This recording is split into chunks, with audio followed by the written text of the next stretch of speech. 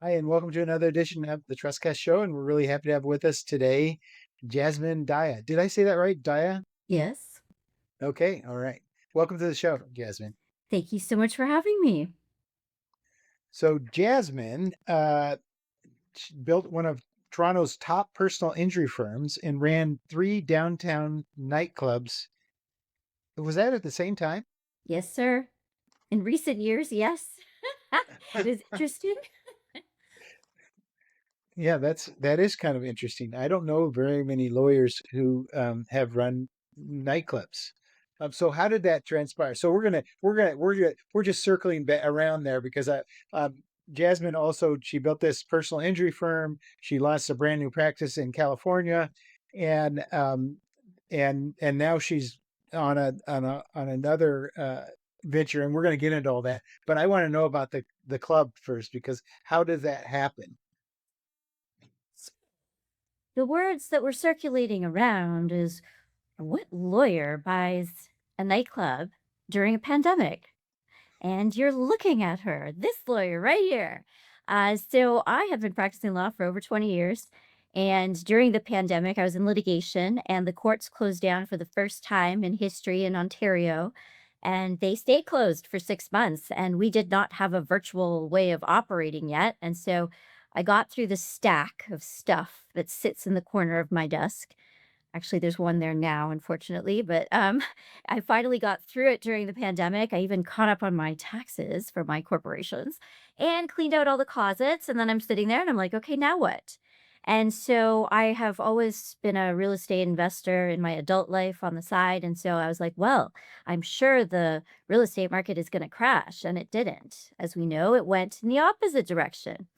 However, what I did see when I was looking for potential buys, deals, is that all the businesses were up for sale because Canada had one of the longest lockdowns ever. In Ontario, in particular, had rolling lockdowns, like we're locked down forever, and then forever and more, and then they let us open, and then they had more lockdowns. It was a very bizarre time. But what happened is, despite getting all the government subsidies and whatever other programs were out there, these small business owners they couldn't maintain the fixed expenditures, and so I picked up nightclub number 1, and it wasn't the plan. I was looking at various options for businesses, and so it ended up that this was for sale, Pravda Vodka Bar, which was very well known in the city of Toronto. It was a Russian vodka bar known for its wild and crazy entertainment. Let's say we had women doing acrobatics, not wearing very much. We had a walk-in vodka freezer for tours where we had 80 different vodkas from around the world, and you could get a tour and a tasting. It was phenomenal and it was exciting, but it was closed. And I managed to pick that up. And then slowly we had nightclub number 2 come up for sale, and I bought it. And then the agent said, "Hey, we have another one coming up for sale." And I'm like, "Really? A third one? Like, I don't know if I need a third one." He's like, "Just take a look."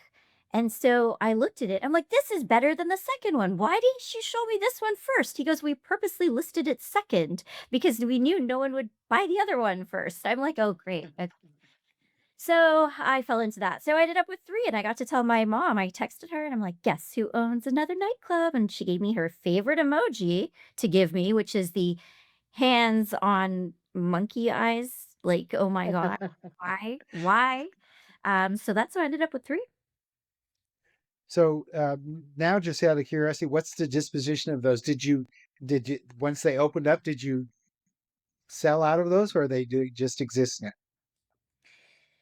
So I could talk about these nightclubs for hours and hours, and I'm sure you'd be entertained, but that is not the purpose of this interview, I don't No, think. that So is I not the will purpose. try to keep it brief and say this. I saw an opportunity, and a lot of people don't know this about me, but I grew up in the hospitality industry.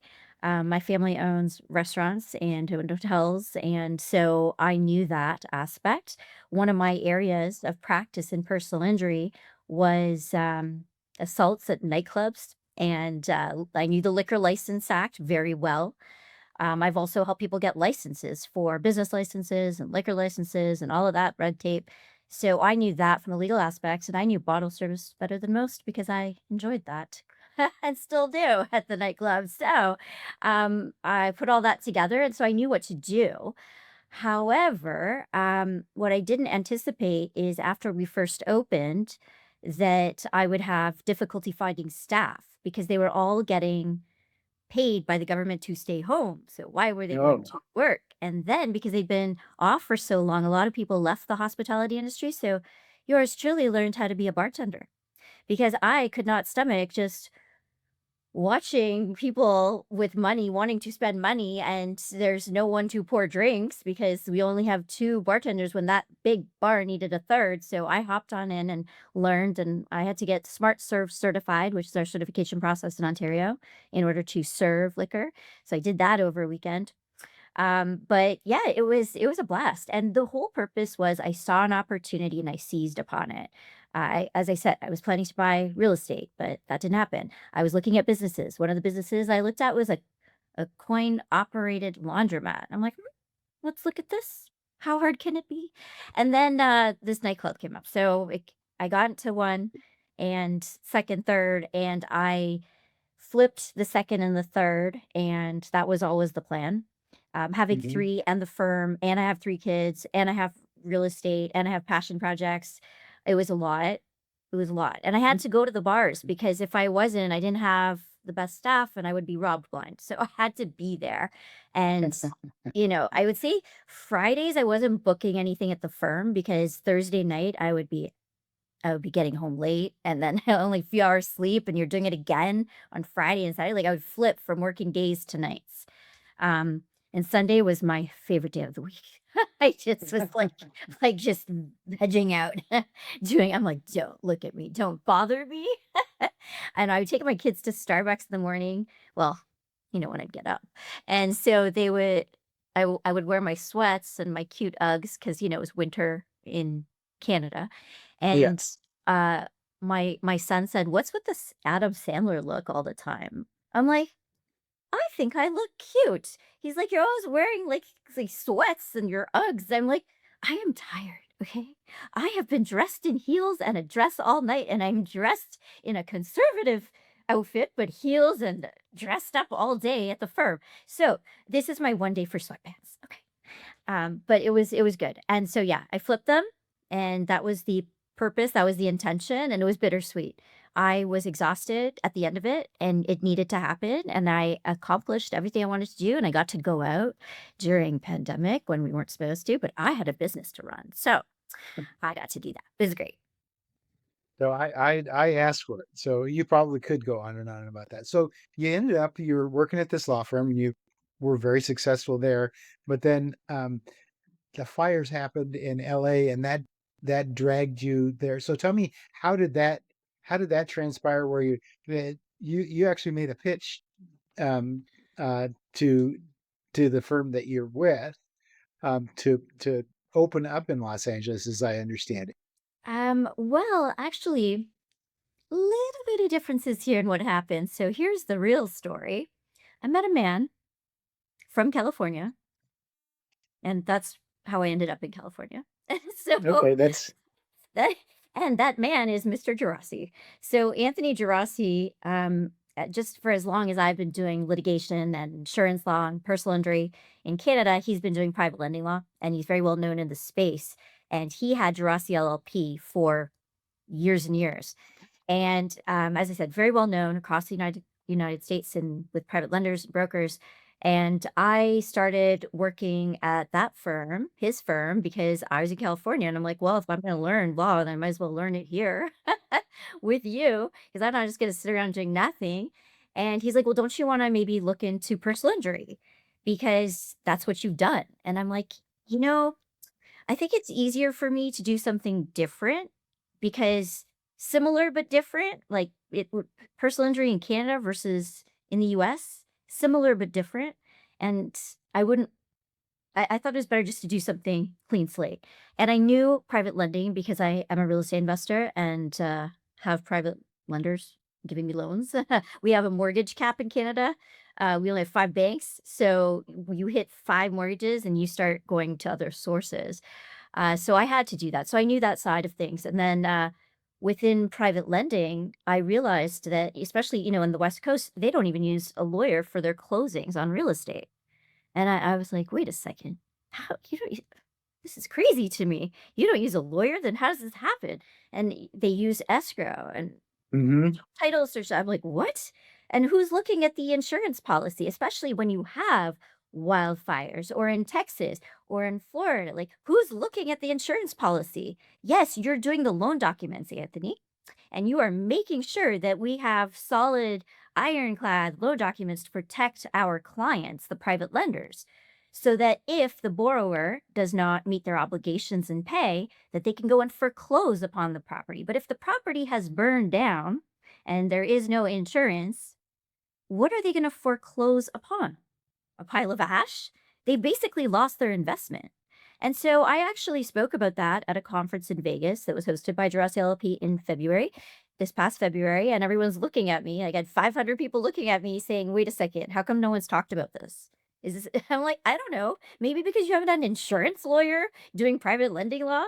And so we have created now an integrated approach, and we have the technology platform coming out very soon called Regulate that's going or sorry, Mitigate. Regulate's the other one. Mitigate, which is going to help private lenders understand more about insurance and build in clauses into their loan documents. And so that is how we got into. I was like, well, we need another area at this firm. We need to do some property damage and property loss and insurance claims. And so that's how we sort of dovetailed into that. But that, now there's more going on that we talked So about. tell me how a typical client would approach you, and who would be your typical client? So really, we are mostly catering to at Geraci LLP. They cater to private lenders, right? It is Yep. private lenders, and we have created the integrated approach now. So we do loan documents as well as doing policy review and making sure that things are where they need to be. If they need us to handle the property damage claim, we can do that. We can do it for anyone, but really, Geraci LLP is focused on private lenders, and then we are bringing now private lending into the Canadian space. So at my firm in Toronto is still in existence. I still run it. I still have lots of clients, and so we are now helping private lenders in Canada expand to the United States by giving them strategic legal counsel through my Canadian law firm, and then partnering up with Geraci LLP in the US so that they can navigate the system for the private lenders in Canada. And that is so important for Canadian private lenders right now because the economic opportunity has really diminished, unfortunately, for many reasons. I don't know if you want to get into politics, but No, let's stay yeah, out of that. stay out of that. I don't want to know one way or the other where you stand. And that's a good way to be. I think it just See the like right way for right now. Yes. yeah, there's one side and there's the other side, and it seems like lately those discussions just get so Very polarizing. vociferous. Yeah, Yeah, and it's just really unfortunate, but it yeah. is what it is. Yeah. So anyway, I want to know. So your typical client is a private lender, and what's the key thing that you offer a private lender that they wouldn't get somewhere else? So we offer quite a few things actually, because number one, there's only a few firms in the US that are really catering just to private lenders.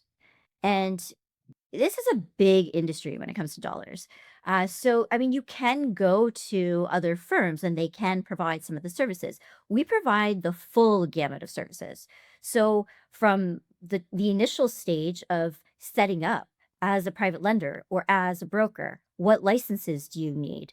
So, we'll help navigate that system. We're going to help you do the application if you want us to. It's really an like a la carte service. Like, you can pick and choose what services you want, but we offer everything. So from the licensing to doing the loan documents that are for private lenders that are loaning money with real estate being the security, the collateral.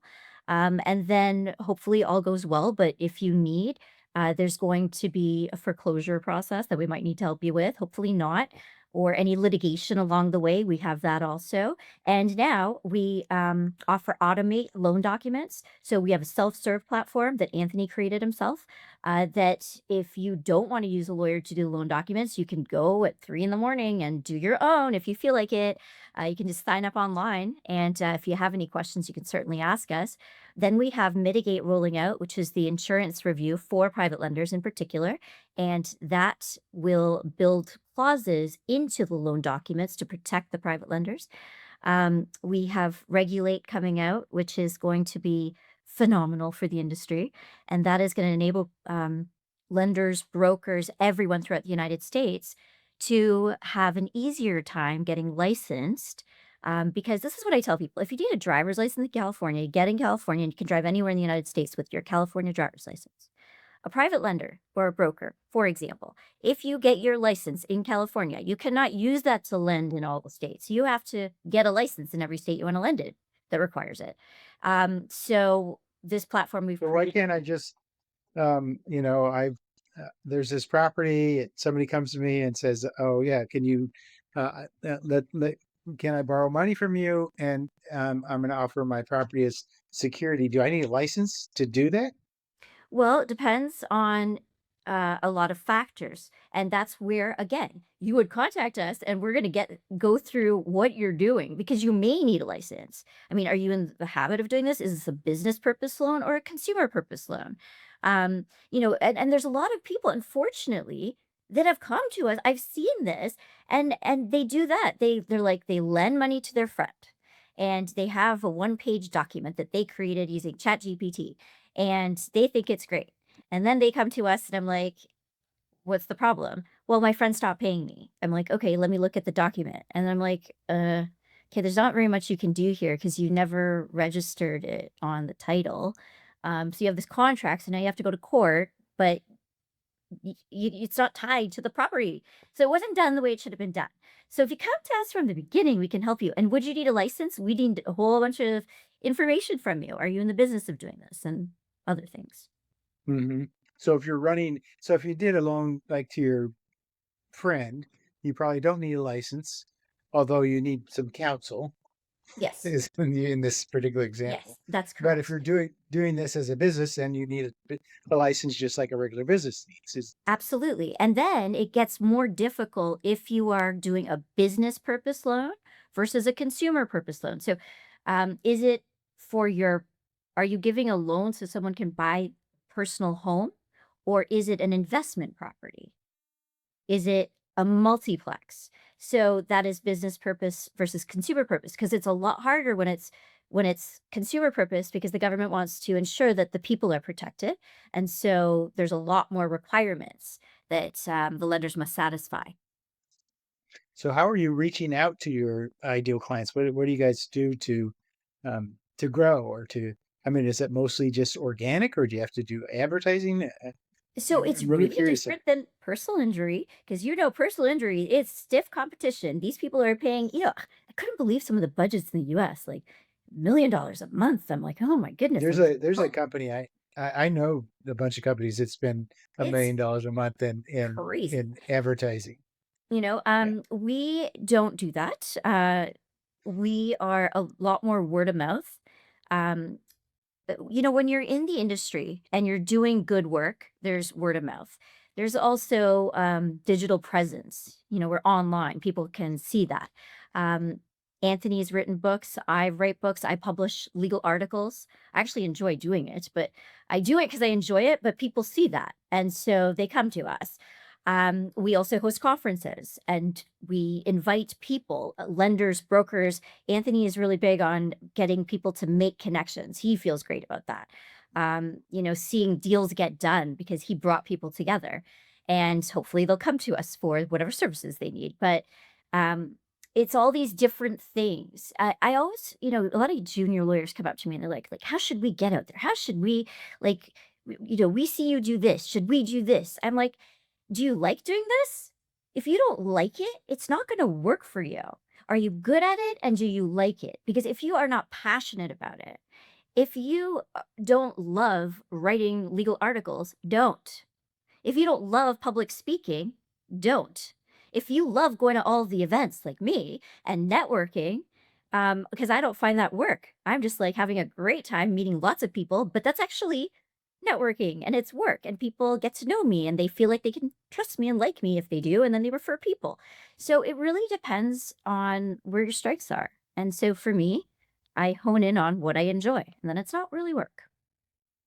So, what would be a typical client for you? I mean, someone who would approach you, are they loaning um, to buy um, individual business properties or a bunch of residential properties, apartments, hotels? What kinds of things are are coming in the door that you're actively pursuing? So the majority of our clients are private lenders that are involved in providing business purpose loans. So they are lending funds for individuals that are doing fix and flip, for example, that purchase the property, they're fixing it up, they're going to flip it. They need a short term, kind of high interest rate loan. Hmm. Um, Hmm. that kind of situation, or it's a bridge, between, okay, well, they've got some stuff going on in life, and so they need some financing, and then they'll figure it out and get more traditional loan. But business purpose, again, it would be the multiplex, like maybe an apartment building, um, business purpose. It's not for the individual. So that's typically our client. So, how do you find, or how do these um, private lenders find you? Because I know that they're everywhere, but they're nowhere. It's not like somebody. I mean, there's bigger ones, but then there's a whole lot of small ones that are just a private lender, somebody who has accumulated a pretty good amount of cash and just loans it out to people that they know, and they do it almost like, come over to my house and we'll sign the papers. I mean, I know personally some this is how it works. So sometimes they're not out there where you can see them. So hopefully people will listen to your podcast and hear me and come to me. But for us, a lot of it is word of mouth, and we've got a good digital presence. So, I mean, maybe you're telling me we should be doing more. Maybe we should. Maybe I should explore this with you a little bit. But so far we're, I think, doing well. One thing that neither Anthony nor I want at this point, like we've both had bigger firms in the past, Hmm. and neither of us want that. We had big, both of us, and separately, me in Canada, him in California. He was part of a 60-person firm, or 70 or 100, I don't know. And mine was about 60-person. I was part of a partnership. And it's kind of been there, done that. Like it was exciting, but there's so much drama and there's so many little things. And you're just like managing personalities. It's different. And so we're at a point where we've already been through the experience. Like I have, I was baby lawyer, associate, partner, named partner, managing partner. And then my boss, who was the founding partner of the firm, he decided to retire. And I decided to buy out my piece and started my own firm. And that was in 2017. And since then, I've recognized that that was the right move for me. I was scared, actually. I don't know why. Even my boss, I always call him my boss, even though he's my partner at that point. But he's like, "What are you scared of? You've been running this place the whole time." And I was like, "I don't know. I didn't have all the liabilities." Like, well, it's time to grow up. And so I have to grow up and realize that actually this is perfect because I get to do what I want to do. And I like having a boutique firm where I'm actually providing valuable service to my clients. I don't have to worry about, am I or my partner's going to be annoyed because I took this file that's worth a little bit less, but it makes me feel good. So one of my areas of specialty in personal injury is to help minors, so children. And those claims are horrible. But there's very few lawyers that want to take them on because there's no income loss claim. And so the file is valued less. You don't, and we're on contingency. You get a percentage of the settlement. So if the file is worth less and you're going to make less, then why do you want it? Well, I want it because it makes me feel good. I like it. And, that's a perfect example. Or if I'm running nightclubs as well as a law firm in the day, I don't have to answer to anyone and I can do both. So all this craziness can happen. But yeah, I don't think that we want to grow huge again. We're content and we love having good relationships with our clients. We don't want to be volume based. So, does the personal injury side of it still exist? Yes. Yes, it still exists, but I'm very particular. I don't take everything that comes in the door. Um, I'm lucky I don't have to at this point, but there's times where I've had to, but that is not the time we're at right now. And I'm really excited about the private lending space. I mean, one of the problems I found, and one of the reasons I've really pivoted, is while I'm still doing personal injury and I still do insurance related work, because I know it really well and I love that it's so easy for me. I love it. And I love being able to help clients quickly. But one of the things I found is that the pandemic changed practice a lot. We do a lot of virtual work, and it's not fun for me when I know what it was like before to see people in the courts and to socialize and go for after work drinks, and all of that is kinda gone. There's very few people in the office. Most people are hybrid or remote, and it's just different. And so when you've had something you loved and you don't have it anymore, when I describe it to junior associates, they look at me like my life of going from court to court to court to court to working at night to get the paperwork done. They think it's crazy and chaotic and exhausting, and they would hate nothing more. And I realized that, well, I don't want to be that grouchy lawyer that's always talking about the good old days. So I need to find something that I enjoy. And so I think that now this area of private lending has been that new area for me. It's given me renewed excitement and passion. And so I won't be the grumpy lawyer, at least not because of law. So how does your on a personal level, how did the whole move from Canada, which is truly a different way of life, to Los Angeles? I mean, I live in the Seattle area, and even from Seattle to Los Angeles is different. But from Well, first of Ontario all, to you made an assumption. You said that how have I moved? I just flew back to California last night from Toronto. I still have a house there. oh, I still have a firm there. So I am still going back and forth, and some of my kids are still there. They won't move. okay. So, I love getting my fill of Toronto because I love the culture, the food, the excitement. I live in Midtown Toronto. You stand outside and there's like you walk to the coffee shop, you walk to the bank, I can get my nails done. Like you just go everywhere. I'm right in the city. It's hard to live in the city, be a city girl, and then I'm in Orange County. And Orange County, California, it's gorgeous. Like I did not know how beautiful. I feel like I was shocked. Like it was like a postcard looking at this landscape. And it's not just like I'd only been to LA. I had not explored Orange County. I knew Orange County from like selling OC and like the OC, the show Hmm. when I was a teenager, like that kind of thing. But it's beautiful. But I do need to get out and get my fill of the city. So right now I'm going back and forth, which is a little exhausting. So that is how I navigate it. And I admittedly don't go to Toronto for the winter. I try not to, like really short spurts, because I'm not a fan of that. No one knows what that bitter cold is that like pinches your face and makes you stream tears, and oh, it's horrible. Yeah, my wife's from Cleveland. I spend a lot of time there, and it's I know about it. And Have you and been yet, to upstate New York in the winter? yes. Yeah. It's not fun. I mean, it's very beautiful for a day or from the window, but, it's not so pretty the day after a big snowfall. It's just like brown slush everywhere. It's terrible. So I had a whole bunch of questions here, but they're all about your previous. So you threw me a left I'm throwing you uh, curveballs. a curve. Yeah. So that's okay. We've kind of covered all the different areas.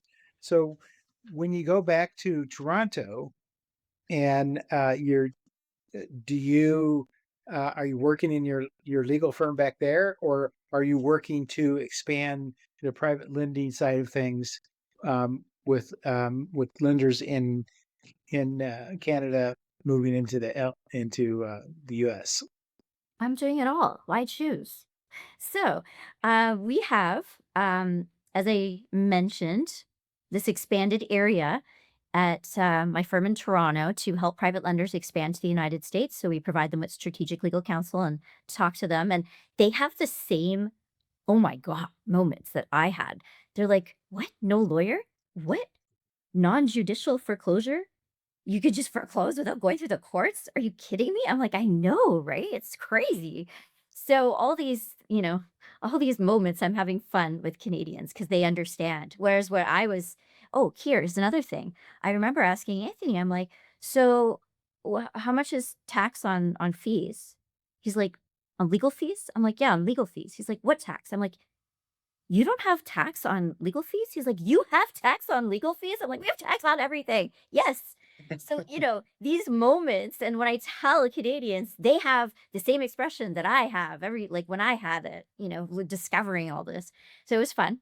It is fun. And so, yeah, we help. We are also building out the Cross Border Private Lenders Association.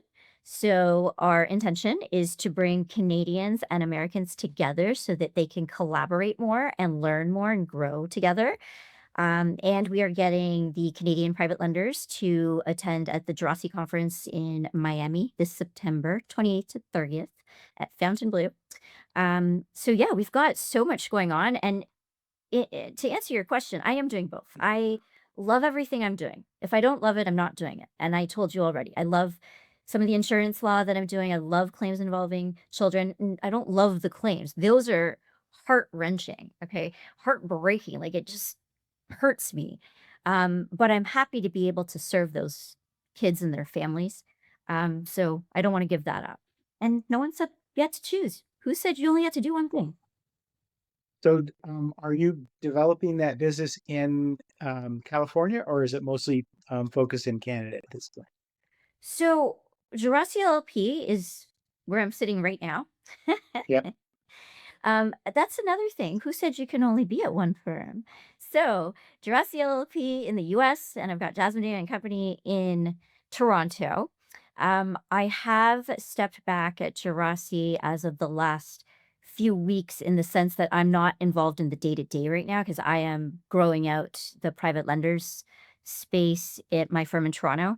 And there's only so many hours in a day. I have tried and failed at adding hours in the day. So, I've also tried that myself, and I have also not been successful in mhm. adding additional hours on the day. Yeah. Well, if you learn, please, I'd like to know the secret because I have so many things I want to do and there's not enough hours in a day. So tell me, if someone is a private lender and they're interested in finding out more about your firm, what's the best way to get in touch with you? So, if they're a private lender in the United States, then they want to get in touch with Geraci LLP. The website is geracillp.com, but they can find us online very easily. Email us, call us. We'd love to hear from you. And there's no fee. I should add that.